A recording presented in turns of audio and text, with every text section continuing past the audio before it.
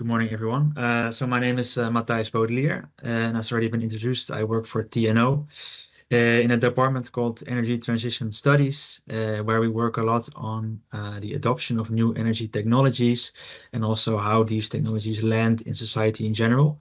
And a big part of that is also now the energy communities that are popping up, and also how we can use those energy communities to also get people involved in both developing technologies, but also in creating more acceptance for these new developments. And I'm joining today also as part of the Communitas project for which we developed a methodology for actually engaging with energy community members. And what I'll be going through in this presentation is basically the overall process that we outline for engaging with members. Also some methods, concrete methods to actually start doing that engagement process. And lastly, I want to conclude with some practical tips for actually performing those methods, let's say in practice. So the engagement process, just to start talking about the process, we need a bit of background about energy communities itself. And probably a lot of you already know this, but there's certain types of activities that are very central to energy communities, which is first and foremost the provision of some kind of energy service to a group of citizens. For example, through sharing solar panels, shared access to solar panels, or certain flexibility services that are being deployed amongst these people. But what we also see a lot is that within those communities of people of different services are also being implemented, non-energy services such as shared mobility or other public facilities, green initiatives or subsidies that are being handed to those citizens. The service can actually range quite far. And as a last activity, of course, there's also the actual community building. So really enabling that group of citizens to have a voice, to act as a collective. And the typical activity there is, for example, to have neighborhood meetings. And now I kind of outline these activities as quite separate, but what we see in practice, what we also try to visualize through this helix shape, is that those activities quite align. There's a lot of synergies between them. So the development of energy services often is informed by what the members value and what are their preferences. And again, also having them participate in the development of services is also an engagement activity in itself. So in practice, they're not that separate. And what we see a lot is that the activities kind of aid both of these processes, and in the end, aid the development of the energy community itself. And there's various ways in which people can actually engage with the development of services or with the community itself. And there's various levels of participation that we can distinguish. And we typically use 5 categories, 5 levels, you could say, of participation that is adapted from the original 8 levels of participation developed by Arnstein. And these range from basically no participation at all, so just people being informed about what's happening and taking a very passive role, all the way to co-creating together with the participants, together with the members, the actual services that are being deployed. And what's very important to say here as well is that although by talking about levels, you might say that the highest level is also the best, but that's not the case. So there's various ways you could choose to engage with citizens, and you really have to see what is the best way of engagement for the purpose that I have. So in some cases, actually just informing people about what's happening could actually be a good strategy. So there's no right or wrong here. We can also distinguish certain phases of the engagement process. So what do you really go through when you start engaging with citizens to all the way to the end where you actually have this partnership with them? And it's really a kind of a ball that needs to be set in motion. So there's a kind of a snowball effect where the first phase is really about recruitment and initiation. So really identifying what citizens are eager to get on board, what can we offer them, and what are ways to trigger them to interact with us. And then there is the actual interaction itself. So we call it the participation and exploration phase, which is really about involving those citizens in interactions, seeing what we can do with them, how we can learn from them, how they can learn from us. And then lastly, the last phase is really about keeping that going. So you can have interaction once, but of course you want to keep that going and keep getting new information and keep providing new information to them and organizing activities. So it's a very prominent role also for persisting and keeping going, keeping the engagement going, basically. So that's basically the process as we outline it. But then there's various methods to actually do this.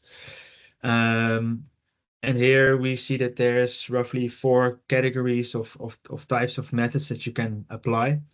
And 3 of them, they very much relate to those phases that I just showed, which are providing information to the members or the citizens, creating interaction with them, both individually or also in a group to really get the connection between people.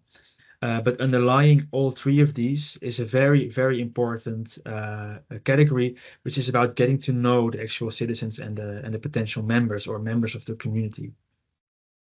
And this is very important because it informs all the other types of methods. So it's very important, and I'll delve into it later a bit more. But to be able to choose the right method and also to execute it correctly, you really need a good understanding of who you are working with. So it's a very important step. And luckily, there's also a lot of ways to get to know members. So I've just outlined a few of them here. There is even more. If you want to know more, there's a deliverable we've been working on, deliverable 4.1 of Communitas project, where you can read into it into more detail. I'll also share it later. But there's a lot of ways to do it, and they kind of differentiate on some aspects. For example, the amount of resources that are required, the amount of skill that is required, but also what audience you are trying to reach, how many people are you trying to reach, or maybe what stage in the engagement process you are in. When you are still in the process of identifying members or trying to really get people excited, you might want to go for a wider audience. Whereas if you're trying to deepen that relationship with people, you might want to go with a bit more individual approach. One of which is doing interviews, for example. And as you can see, there's various upsides and downsides to this kind of approach. Upside of it is that it's very direct. You can really ask people questions that are a bit more personal in nature. You can really delve into people's opinions, thoughts, and experiences, and really, go find the information that you like to have. But that also makes it more time intensive, and also interviewing is quite a skill in itself. So you also need some skill to actually do it right. But then the rewards can be quite good as well. And what's very important to pretty much all these activities about getting to know people is that values are a very great way to really open that door into people's opinions and thoughts, and a great way to get to know people. It's something that we use a lot at TNO. And there's various frameworks out there to use with a lot of values that are already being outlined that you can use to trigger people to maybe think about certain aspects and try to get them to express their emotion or their opinion. And one of those frameworks is that one of Sheldon that you can see on the left. It's very need oriented. So it's about the needs, that psychological needs that people might have. For example, the need to be autonomous, or the need to be connected with other people, or the need to be healthy, physical well-being or mental well-being. But another framework that is also quite useful is that of Schwartz. This is a bit more oriented about more opinion or sometimes even political standpoints. And therefore they are also slightly more subjective in nature, but they're still very, very good ways to kind of see what people might think and what value you might be able to offer them also through the services in the community. Then that other category of providing information, it's a very important thing as well, and it can be important in various stages of the engagement process, not only at the start, but also during the entire process. People need to be informed for them to participate. And with this providing this information, it's very important to know what your audience is. So again, getting to know your members is very important before you start doing this.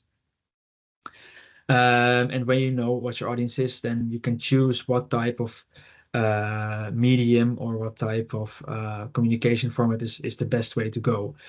Combine it, of course, with the skill and resources that are available. So it's also good to be pragmatic here. But for example, a nice way to maybe communicate, a very interesting example, instead of biodegradable graffiti or hanging posters around the city. It's a good way to reach a wide audience of people. It's also quite attractive, so it can really appeal to people and trigger them to learn more. But then again, it also kind of requires an additional channel through which people can learn more, because the information in these kinds of channels is very low depths, so to say. And of course, to do it, you also need some artistic skill. Personally, I would struggle maybe a little bit to make these nice windmills.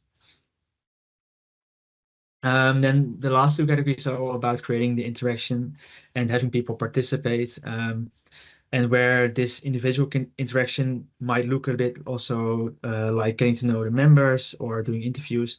What's really interesting about this individual interaction is that it isn't just a one-way street, whereas interviews are usually just oriented about getting information about the person that is being interviewed.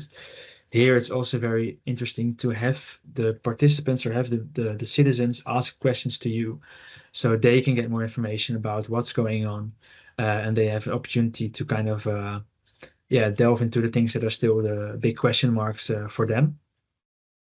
And one way to do that is by door-to-door visits. It's a really nice way to get insights also into people, their own living situation. You can kind of see, what's going on there. And it has some upsides and downsides. And it means that you can really discuss maybe private matters in also a very private and safe environment for the people that are that you're talking to. But at the same time, it can also be quite intrusive. So there's a balance to be made there. And of course, people need to be home for you to do this. So there are some limitations also in terms of the hours of the day that you can do it. So again, always think about what is the best method that I can use here, because there's always pros and cons. And then the last category is the group interaction. And that differs from the individual interaction mainly in the aspect that you can actually have interaction between members, so they can learn both from each other and with each other, which can have also a fun aspect to it.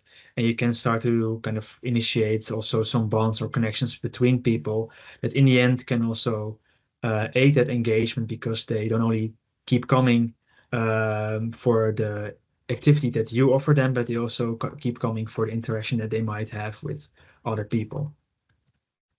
And an example of that is that of the Energy Cafés, which Rita will tell about more shortly. But yeah, so it's all about learning together and having fun together also. And what might be also a difficulty with these kind of activities is that it's sometimes hard to find a place and time for everybody to get together. So again, always see what's possible and try to pick a method that's suitable. So now, having covered the methods, there's some tips and tricks to actually applying these in practice. But before I go into the actual recommendations, there's some guiding principles or criteria that you can also keep in mind when performing engagement activities. And a good base for that is the Voicer model. It's a framework that covers various aspects of what might be important when you're engaging citizens. Some aspects that they highlight are, for example, to give them enough responsibility that they feel valued, to recognize also what they are doing, and to really tailor to the capacity of people. So you really tailor to what they're actually able to do, and also provide all the information in the right language and so on.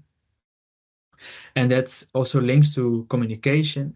As you know, we kind of added to this model, to this framework within also the Communitas project, the aspect of communication, because we think it's very vital that this part is being done correctly, because it really is yeah, a very important aspect of keeping people involved through all the channels that you might use.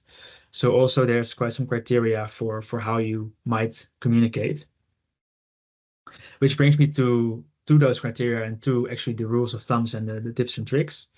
And before I go into these kind of three main clusters of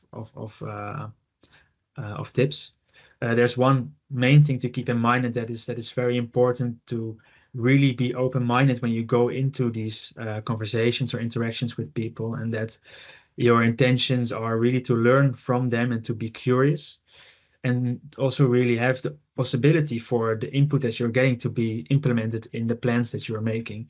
If you're going there just to kind of check a box and to see, okay, I just want to make sure that I've heard what they are saying, but I've kind of already made my plan of what I want to do, and this is the service that we're trying to offer, then yeah, it doesn't make a lot of sense. So to really be open and to have the possibility for input to really be implemented, that's kind of the first prerequisite that you really need to have.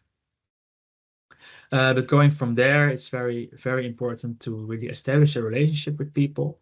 So again, be honest and transparent about what your intentions really are. Build a community of people. So establish also bonds between the citizens, not just between you and them. And an important aspect of that is building trust, which also relates to the honesty and transparency. And it's important to empathize with people. So reward them. But also really be curious to hear about what they have to say, and try to talk about values, talk about what's valuable to them. Second tip is to always ensure inclusivity. So it's really important, if you're communicating, to provide information that everyone can understand. Use the right language. Make sure you use channels that reach everyone. But also it might not always be possible to reach everyone that's out there. So also think about who you might not be able to reach, and see what solution you can think of to still have them participate in some way. And what's also often the case with these energy communities is that a lot of technologies are being implemented that can be quite complex. For example, using flexibility services or the like. So make also sure that everybody understands these technologies. If it's complex, try to make it easy and understandable for people, and make sure that everybody is keeping up with what's happening.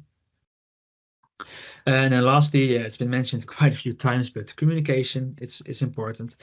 And what is particularly important about is that communication happens at a regular and constant interval. So if you're, for example, intend to do a newsletter, make sure it's monthly and that it keeps coming, and not that it's just once in a while, because then people might doze off. Communicate through a variety of channels. Try to reach as many people as you can.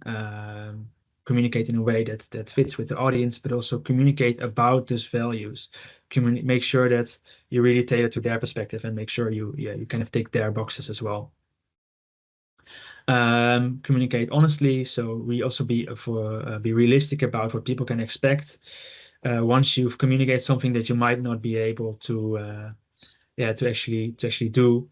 It might be difficult to recover from that once people are maybe frustrated or disappointed.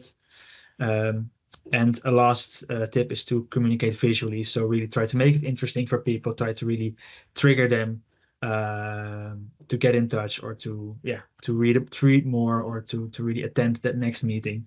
It really helps to make it nice and make it fun.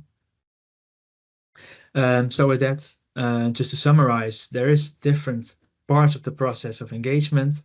There's also different levels of engagement that you can strive for. None of them are the correct way, but think of what might be suitable for your purpose. And again, also do the same when you try to apply methods for engagement. So think about what method is the right method for you, for that situation, and for the goal that you have at that moment. But there is a lot of methods out there, so see what works for you. And lastly, there's some tips and tricks. There's some criteria to keep in mind when you're doing it, and some general rules of thumb that are good to keep in mind when you are trying to engage people. And I think that's the end of my time, but also the end of the presentation. So thank you. So hello everyone, my name is Rita Amaral. I'm an environmental engineer and I have a background in outdoor education. So my work experience has been based on creating and managing environmental awareness activities and now also climate action initiatives. And I'm here today representing Cascais Ambiente. We are a municipal company.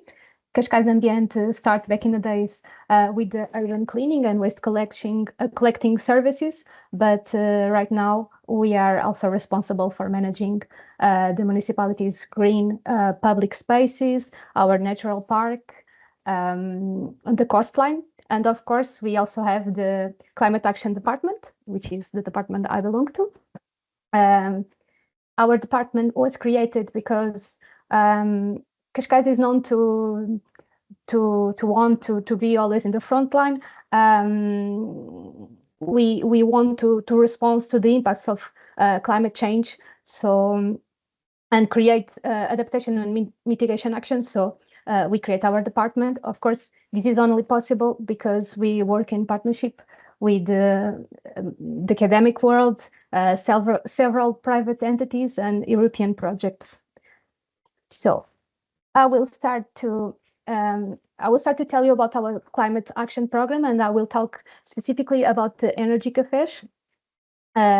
Our climate action program is called Cascais pelo Clima, and it promotes climate literacy and encourages co-creation by focusing on training and raising awareness and disseminating tools for adaptation and mitigation of climate change. This program is committed to engage everyone.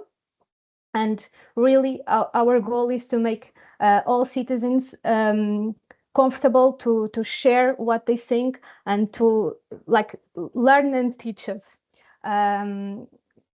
This program covers a range of target groups, including 10,000 residents, 10 private sector companies, 5 partner organizations, and 1,500 students, and 2 universities. And we also cover a range of different themes like energy efficiency, sustainable mobility, carbon neutrality, circular economy, ecosystem services, and slow living. You can see some of the pictures of our initiatives. Now, about the Energy Cafés. The Energy Cafés were created in partnership with Copernic. We have Carla here today. She will talk with you later. And they aim to promote energy literacy, mainly among groups at risk of energy poverty. These initiatives disseminate information on the importance of energy efficiency measures, the electricity bill, and social energy tariff.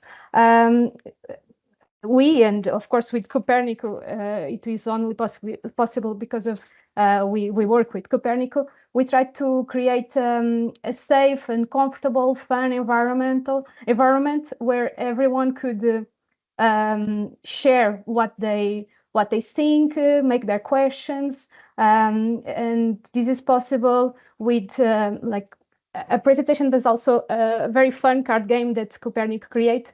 So it really helps everyone to feel more comfortable sharing their questions. In these initiatives, we also give our famous kit.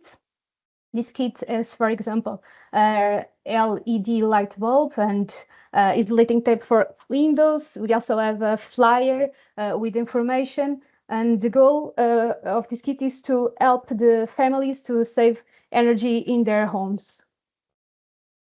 Why did we create these events?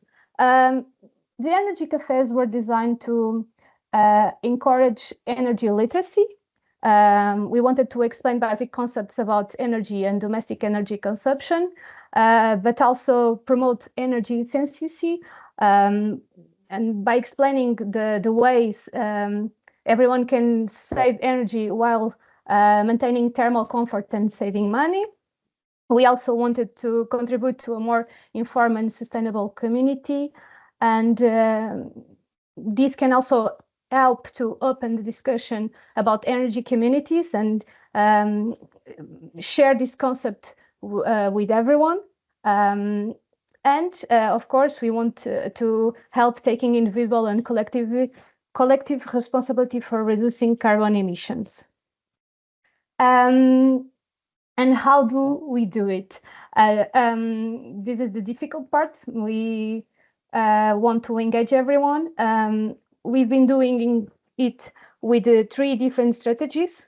We have open events where, like open to the public, everyone can participate. We are promoting these events through Cascais Ambient and Cascais municipality websites and social media, like the event we are this webinar that we are having today. But we are also doing events in areas vulnerable to energy poverty. We organize these events in collaboration with residents, associations, or other local spaces. These places are regular meeting points for the community, so they really help us to access to the population. Like, people already go to that place, feel comfortable there, so it helps us to arrive to the population. And we are also doing events in youth centers. Evan was with us in one of these ones. Here we start with the first session where we involve only the young people, and then we have a second session where they bring their families and help us to spread the information. We really want also in the future to train some of these young people and to make them agents in passing on knowledge. So, for example, they can go to their schools and share with their colleagues the things they learn with us. And talking about the future, sorry, I'm trying to, okay. We believe in promoting an inclusive climate action, where in addition to the environment, economy, and society pillars, we also consider the equity pillar. So in this way, we can guarantee a fair transition and maximizing community participation. So in the future, we intend to continue involving citizens in the energy transition and decarbonization in Cascais through the Energy Cafés, but also through other different initiatives. And in this way, we can really explore the transformative power of the humanity, and we can help building a resilient community. Thank you. Yeah, okay. So I'm Carla Castelo. I work in communications and project management at Coopernico, which is a renewable energy cooperative. It's the first and still the only one in Portugal. And we are very much committed to engage citizens in energy communities. We ourselves are an energy community. So one of the best ways to engage people in energy communities, it's our renewable energy cooperatives, RESCOOPs, that are organizations where citizens can be co-owners of renewable energy production plants by investing in them, collectively create their own electricity retailer, create a local energy community, and actively participate in the decision-making of the cooperative. The 7 principles of RESCOOPs make them leaders in just transition towards energy democracy, because there are voluntary and open membership, democratic management, co-ownership through financial participation, autonomy and independence, education, training, and the concern for community and not for profit. These cooperatives are not for profit. So the energy system, the old one, and still mainly the energy system we have today, it is mainly centralized and top-down, and citizens are mainly consumers.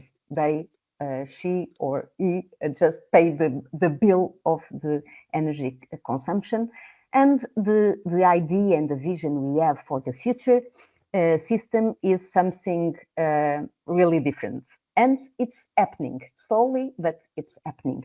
Well, the production will be decentralized, many small producers, the decentralized system, including small-scale production, and the consumer. It's not just the consumer, it's an active citizen who participates in the energy system. So I will tell you just a little bit about our history. Copernico was born in 2013 from a group of friends who wanted to be able to invest their savings in renewable energy. And 11 years after, we are almost 6,000 members, citizens, SMEs, and other organizations. And we are a member of the RESCOOP EU, which is the European Federation of Energy Cooperatives. Our activities. So we do lots of different things to engage people in this energy community. We produce electricity. The cooperative members are investing in Copernico renewable production projects. We have already 44 projects all around Portugal. We also supply electricity, and we provide energy services, and we are partner in various European and national projects. And for us, partnerships are really important and establish networks. And we are also providing help and energy services to our members.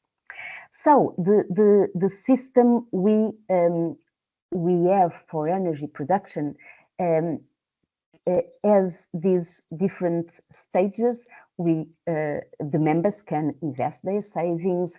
We can help charities and other entities, small businesses, put mainly photovoltaic systems in their rooftops. We share the benefits with the community, and we have already invested 2.4 million euro citizen investment. This is all citizen-based, and we have already 2.78 megawatts peak of capacity installed. We have, all, as I said, also gone supplying electricity from 2020. We are the first social enterprise to commercialize electricity in all mainland Portugal. And we have been working with several European projects, and as I am involved in this Community Energy for Energy Solidarity, says, where we work with the Cascais Ambient and other municipalities and other entities, hosting energy cafes, workshops, distributing energy efficiency boxes, as Rita said earlier, giving energy advice in home visits, and well, in SES, other partners, we are 7 partners who also do other activities like local energy production by their energy communities. So we already did 18 workshops and reached directly 361 people, and those people will tell friends and family about what they learned, and so we can reach a more wider audience. In these energy solidarity activities, such as energy cafes or workshops, it's really important to have local partners, such as municipalities, and it's important to feel empathy, as Mattis already said in this presentation, which was really very interesting. We have to adapt the dynamic according to the group, their age, their background, and we have to walk the talk and we give concrete help, and we try to do that.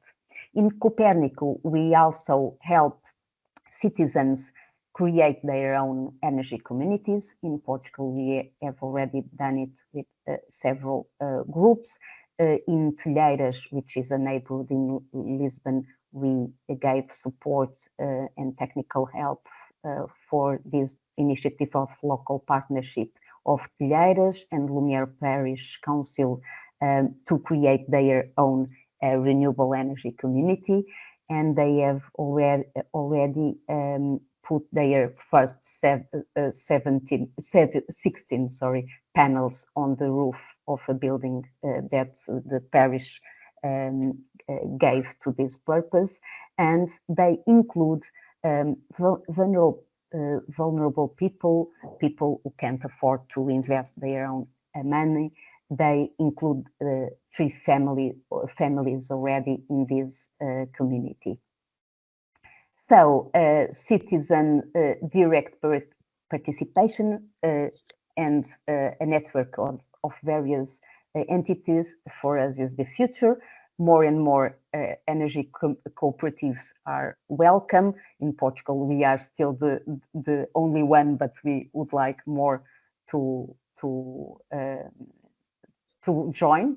And our message is to take action, to become a member of a renewable energy cooperative, initiate an individual or collective self-consumption project, or start a renewable energy community, support a fair and transparent energy sector. This guide is available on the website from rescopeu.eu. And it's also available in Portuguese in our in Copernico website. Thank you for your attention, and your comments are welcome, and questions, of course.